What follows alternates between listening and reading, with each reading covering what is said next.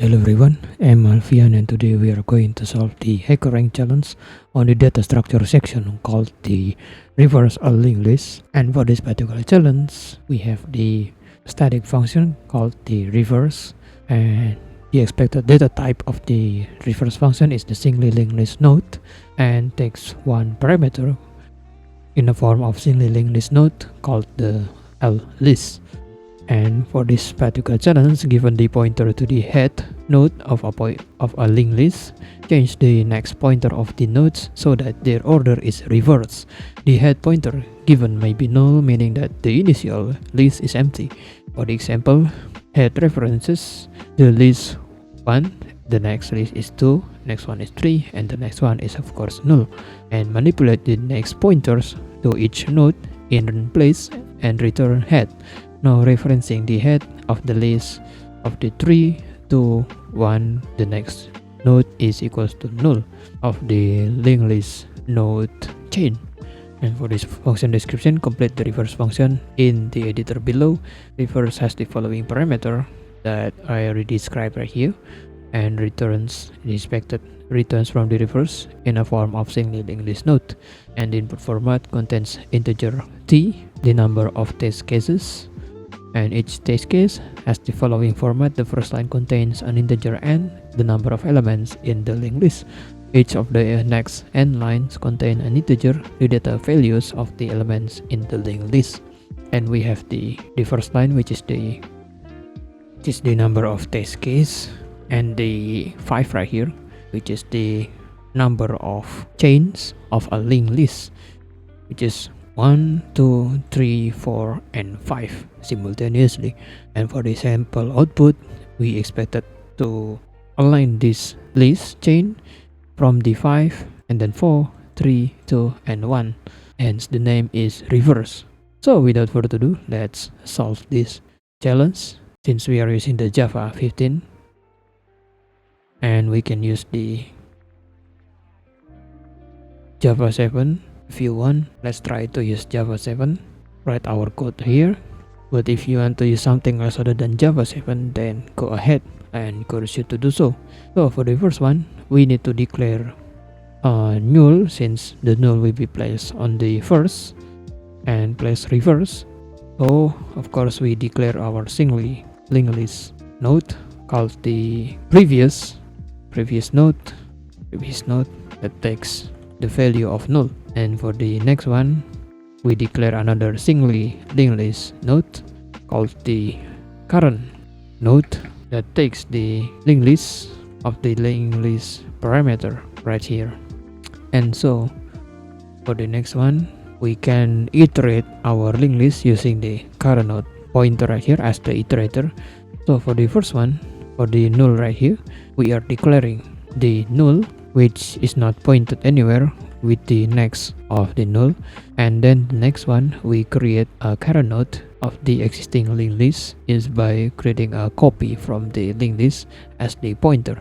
So in other words, we are declaring the another linked list in the form of current node by, if the linked list is 1, 2, and 3, and then null, then the current node is pointing to the one right here, pointed by the caret sign below that. So that is the current node. Let me mark this as the C, or the current node. And for the next one, we can simply declare our while loop to iterate over the linked list chain by using the current node is not equals to null. As long as it's not null, then of course we iterate over the node 1, and then the next one is node 2, next one is node 3, and if it's null, then the while loop will stop. Using the while loop, we declare our another singly linked list node to save our next node, save this from being replaced by the previous one. Before we edit anything, of course we need to store the next node by using the current node dot next. So that way we are assigning, let me enlarge this part, we are assigning the, since we have 1 and 2 and 3 and null, since it is already pointing to the current node, pointing to the one right here, and the dot next property from the class description right here. We have the data and the next property, and the next property is pointing to the node 2. So of course we are going to store the node 2 into our next node variable.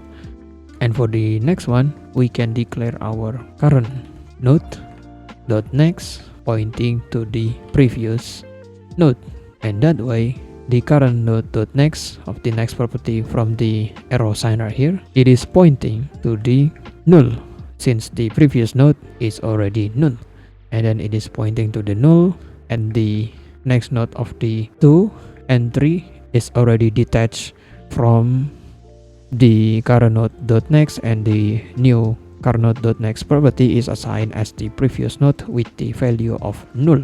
And this is the raw visualization of the current node dot next. And this one for the next node, we are detaching the 2 and the next of the 2, which is 3, and the next one, which is null, from the node 1 right here. And for the next one, we can declare our previous node with the current node, and that way we are assigning, let me visualize this, since null right here, and the 1, let me use the reverse visualization, since null is already pointing to the right here as the previous node using the P notation, and the 1 right here as the current node pointer, then the previous node equals to the current node, and that way we are assigning the previous node as the same place as the current node right here, and the pointer of the previous node is eliminated and it's moved to the next node, which is node 1, and then we are assigning the current node with the next node, and that way after we are detaching the current node using the 1, and then this one is null, let me copy this part instead, and then the next one, which is already detached, node 2, 3, and null, which is the next node right here, we are assigning the current node pointer as the next node, since next node, as we declared before, next node is pointing to this part, which is noted by the N sign right here. This is the next node is pointing to the node 2, and that way we are assigning the current node move from the 1 into the next node.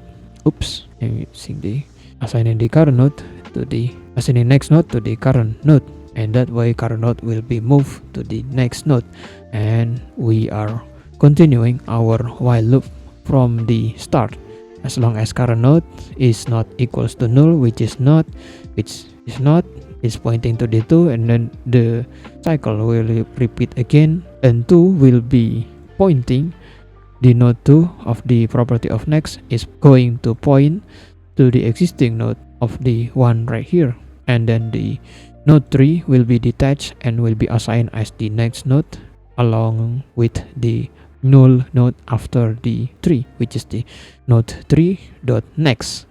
Okay, so let's return. To use the return, oops, don't forget to use the curly brackets, and above that we use the return.